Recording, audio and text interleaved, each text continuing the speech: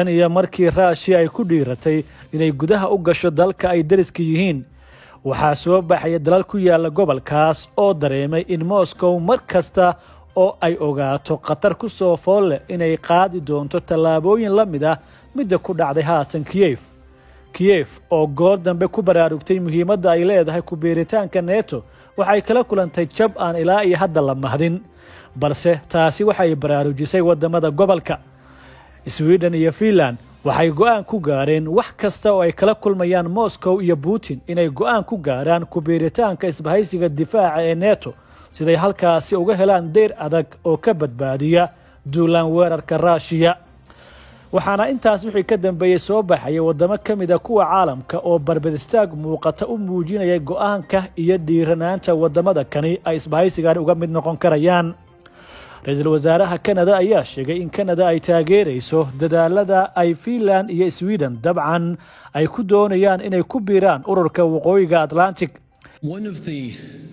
stated goals that Vladimir Putin had in justifying this illegal criminal invasion of Ukraine was that he wanted to push back NATO. He wanted to ensure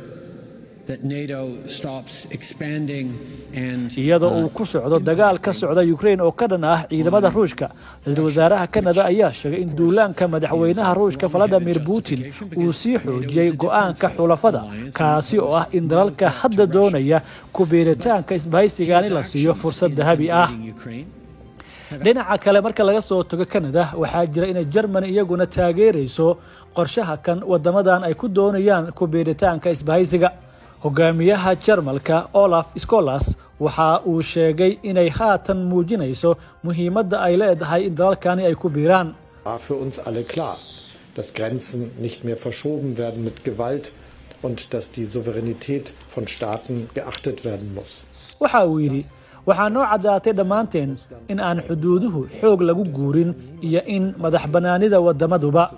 waa in la ixtiraamaa Ruushka ayaa jabiyay sharciga waana sababta aysan qofna u qaadan karin in madaxweynaha Ruushka iyo dawladda Ruushka aysan sharciga ku jabin doonin rabshado ka dhacay dalal kale oo fursad kale u ah taasi waa sababta aan dhammaanteen u go'aansanay inaan ballaarino qarashaadka iyaga difaaca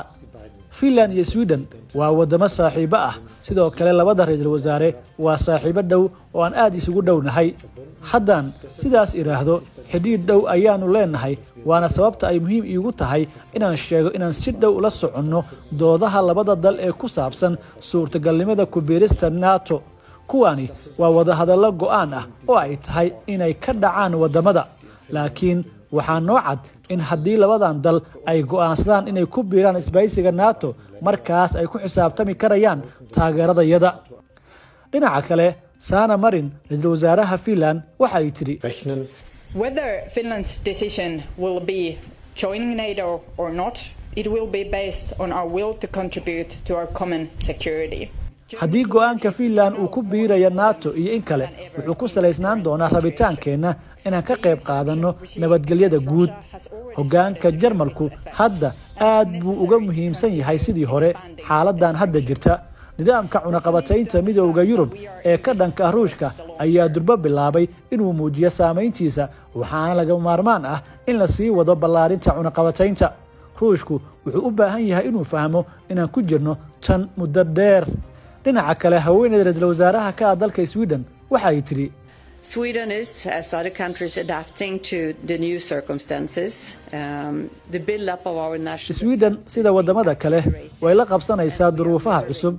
Dhisidda difaaca qarankeena waa la dardargelinayaa waxaana muraayad u noqonaysa go'aanka geesinimada leh ee Jarmalku uu ku kordhinayo qarashaadka difaaca 2% heerka wax soo saarka ee GDP-ga waxaanan samayn doonaa sida ugu dhaqsaha badan ee suurtagalka ah. Putin go'aanka kan waxa uu ku yahay mid dhaban hays kale u horseedi doono sababtoo ah wali kuma uusan guuleysan hadafyadiisii duulaan weerar ee Ukraine sidaas oo ay tahay 60 iyo dhowr casho inuu wali la meereysanayo ka gungaaridda hadafyadiisa dagaal waxay tani qorshaha wadamada kan iyo taageerada xulafada uga tahay hawl kale oo docda looga furayo taasi oo sii saameyn doonto dadaaladiisa muuqda